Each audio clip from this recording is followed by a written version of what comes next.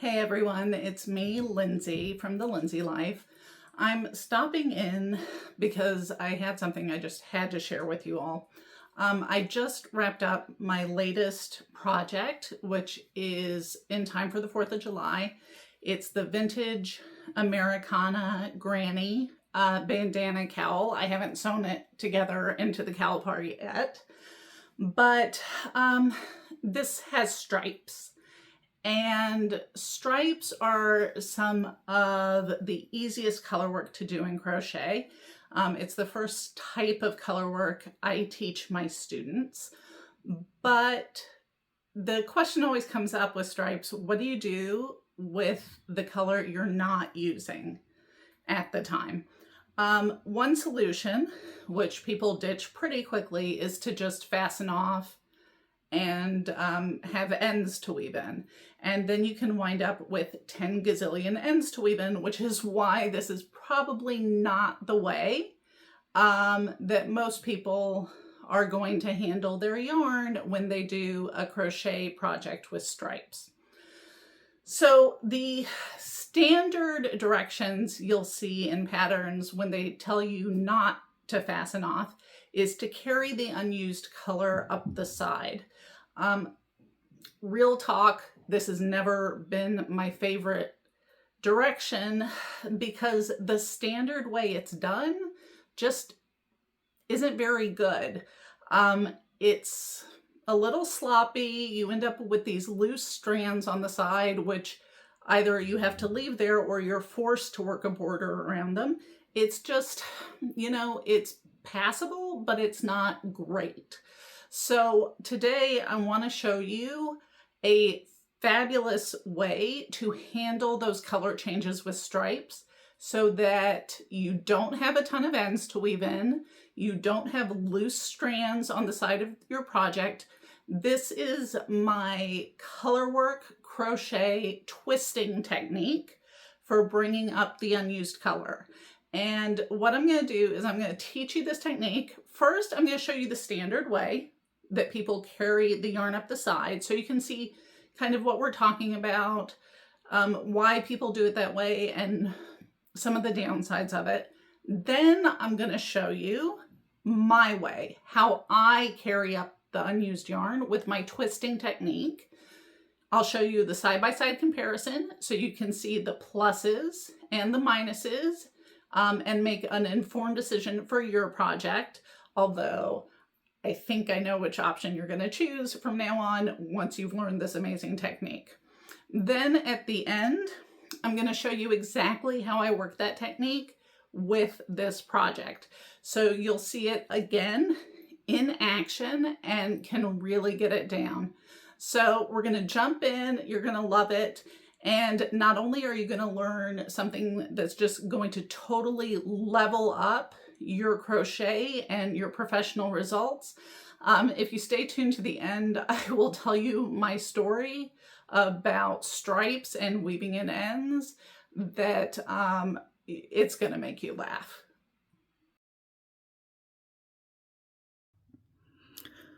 On this swatch, I'm working double crochet stripes in the typical method of just carrying the unused color up the side. So you can see here where I carried this strand of gray up the side of the purple stripe until I was ready to use the gray again. And now that I'm at the end of the gray stripe, I'm going to work my last few stitches. I'm going to switch back to purple and show you just the typical method that most patterns call for. So in my last double crochet stitch, I start with gray, wrap, pull through 2, and I'm going to do my last wrap with the color for the next row, which is purple. So in the typical just carrying the color up the side method, I'm literally just switching to the purple. And I have to be very careful when I do this that I'm not pulling the purple too tight and kind of compressing my rows. So I'll show that to you again. I'm working the last gray stitch before switching to a purple row, starting the double crochet, switching to the purple for the last yarn over, and now the gray is just hanging out, the purple strand is just up the side, and I start the chain 3 for my next row. And in one hand, this kind of accomplishes what I need, where I've got the color where I need it to pick it up, but I end up with these loose strands on the side of my work. And most people are not happy to have those loose strands on their finished project. So what that means is, you know, you're stitching along and you're doing this, and it ends up forcing you at the end to work a border to cover up those loose edges. So that's kind of the typical carry the unused color up the side method that you'll see referenced in patterns. But I want to show you what happens when you use the twisting method to carry the unused color up the sides, and how much better and professional looking an edge you get. So I've got another swatch over here where I've started my gray, and I'm going to work one more row of this kind of taupe before I switch to purple. And once again, for these examples, I'm just using standard double crochet stitches, but you can take the concepts that I'm showing you here and you can use it with treble crochets, you can use it with single crochets, you can really incorporate it into any project where you're working stripes. So I'm getting to the edge of my row and I'm almost ready to switch to the purple. And I'm going to start the last stitch in taupe the way I typically would. Got one more and then the last stitch. There we go. Okay, so I start the last double crochet, yarn over, insert the hook, yarn over, drop a loop, yarn over, draw through 2, and I'm still going to take my new color, my purple. Have to actually find the end. I had it all ready to go, and now it's hiding. There we go.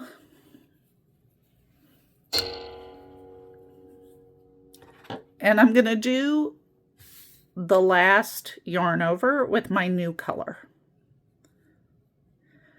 Now I'm ready to do the chain 3 for the next row, but here's what's going to be a little different.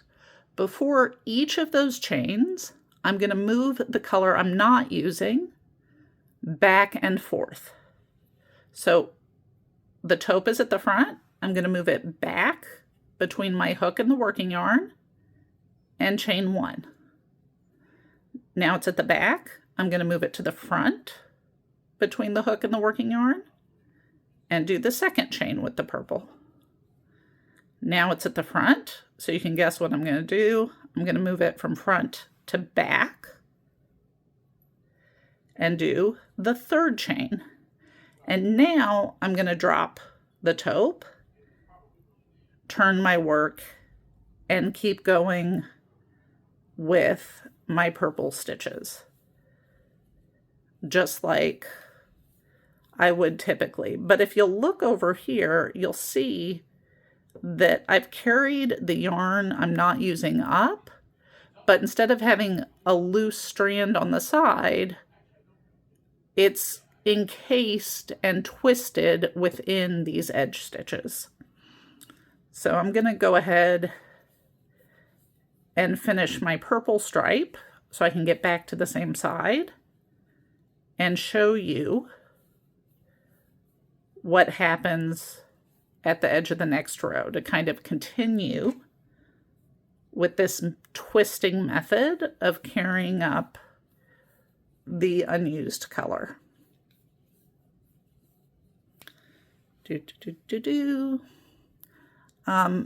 Double crochet stripes are one of the techniques that are used to introduce people to color work.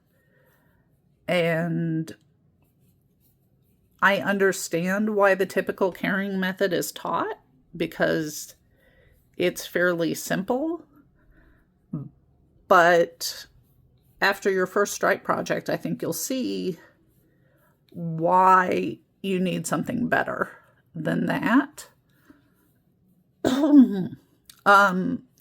And so a lot of people decide they just have to cut the yarn every time, but you wind up with so many ends that you have to weave in that it's not realistic. So there is this better way, this easier way, when you're working 2-color stripes, to be able to twist up the other color so it's ready when you need it and you don't have a bunch of loose strands on your edge. Okay, so I'm at my last stitch with the purple, and this is a double crochet stitch, and I'm going to start it like I usually do, but I'm still going to twist the other color. So before I pull this loop through, I'm going to bring this taupe to the other side, pull up a loop, and if you can't figure out whether to bring it front to back, back to front, the goal is to have it caught between your yarn over and pull through. So see how it was kind of encased in there? So now if I leave it back here, when I do a yarn over pull through, actually it's time to switch to the taupe now. So I'm going to switch to the taupe, but I want to make sure that my purple now, as the unused color, is going to get trapped within the chains of the taupe. So as I'm doing the chain 3 for the start of the taupe row, I'm moving that purple back and forth so it gets encased within those chains. It's not a loose strand, it's literally twisted into them. So let me show you that again. So I've switched colors. I'm ready to start the chain 3 for the next row. My purple is here, and I just want to bring it either front to back or back to front so it gets caught in the chain stitch. If I move it front to back, then for the next time, I move it back to front. And I'm still only yarning over and chaining with the taupe, but I'm moving the unused color so that it gets carried up with these stitches. And then as soon as I'm ready to start the next stitch, which would go in here, I can just drop it until I'm back at an edge stitch. So the idea is you're working these stripes the way you normally would, but every time you're at the edge, whatever color isn't being used, you twist in and out of your stitch as you work it so that it's encapsulated by the stitch itself. So if you look at this edge where I've done my twisting color work technique, you can see the other color, but you also see it's pretty well encased. You don't have loose strands.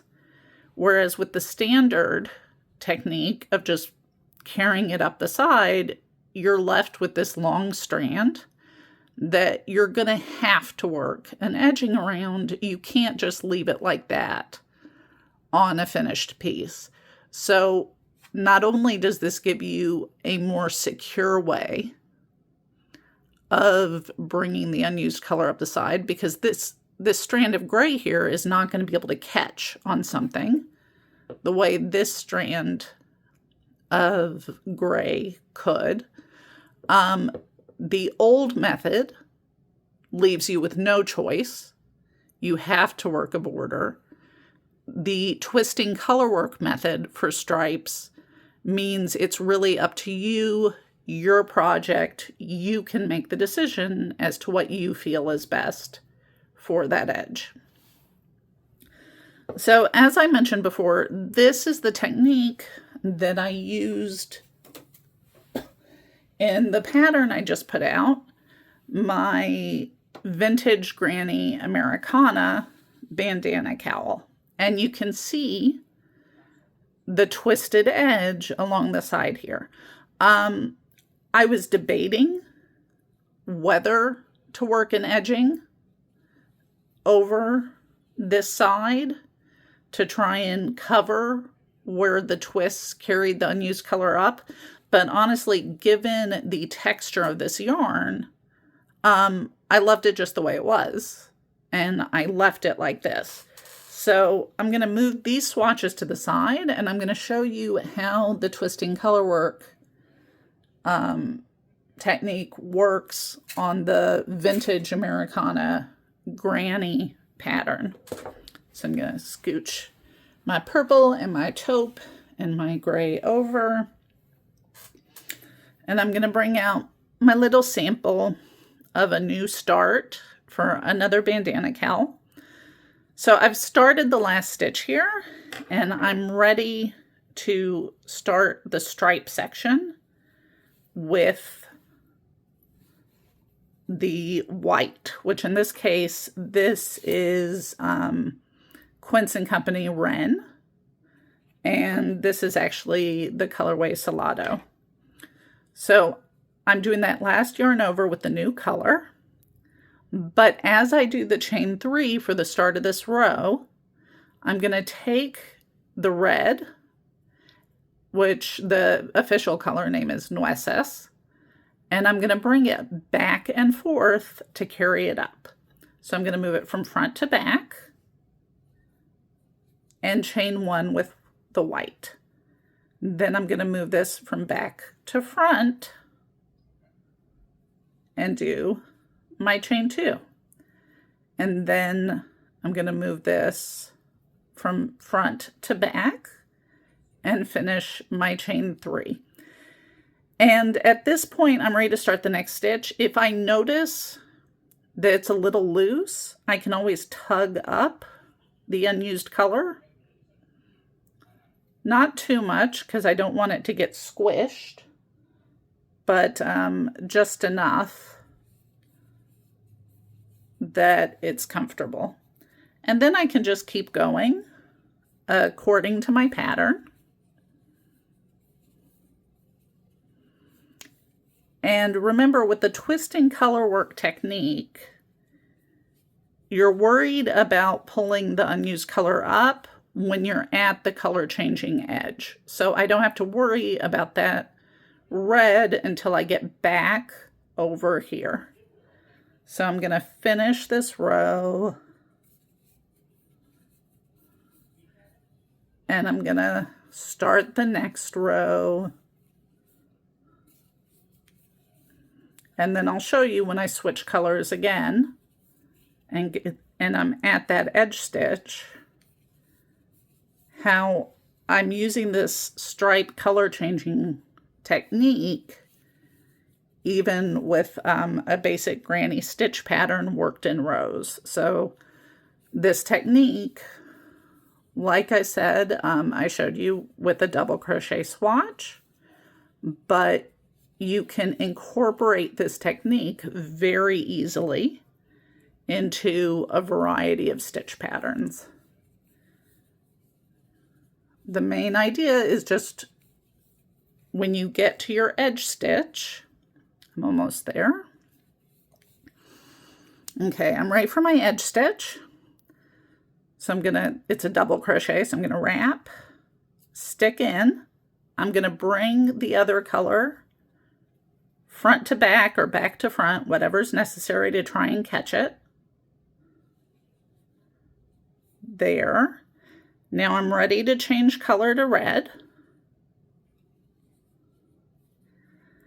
And now that I'm ready to chain 3 with the red for the next row, I'm going to use the white front to back, chain 1, back to front, chain 2, front to back, chain 3 to carry it up the side.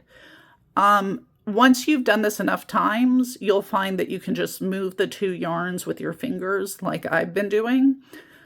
In the beginning, if you're not 100% sure, you can just, you know, drop one color, move the old color, pick up the good color that you're working with,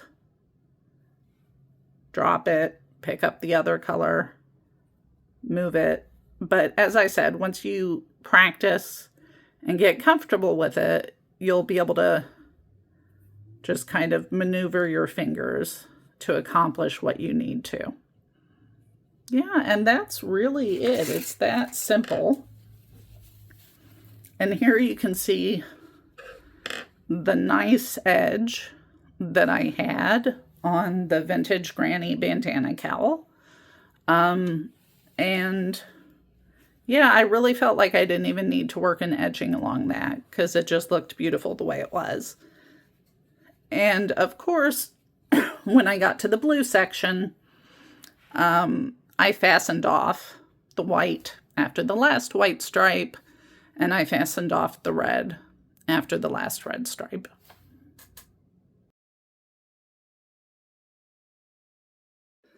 So I promised you my story about stripes and weaving in ends. So I was working on a pattern once. It's called the Radio Waves scarf, and it's more than 2 colors. I want to say it's like 3 or 4 different colors.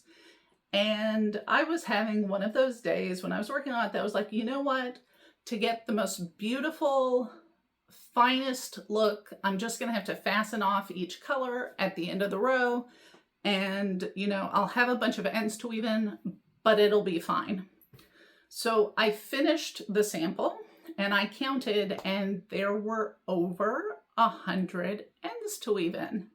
And I'm like, okay, I got this, no problem. You know, I'll do it while I watch TV. You know, I'll pull something up on Hulu, stream something, and I'll sit and I'll weave in ends. So I sat and I was weaving in ends for an entire 45-minute episode. And at the end, I checked, and I still had like more than 90 ends to weave in. It was an insane amount. And I knew I had to pivot. So I called my friend Michelle.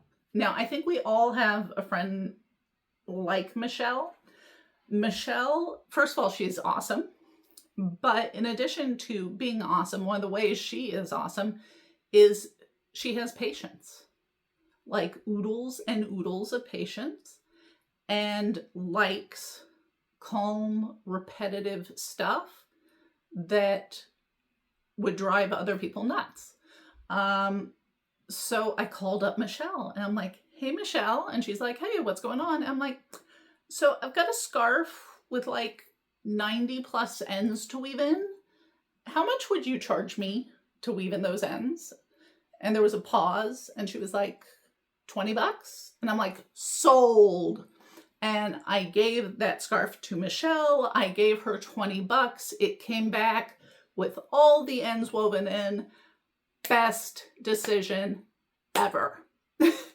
I mean, now I don't worry about that because now I know about the color twisting technique. But in that case, yeah, I was so grateful to have a friend who liked to weave in ends.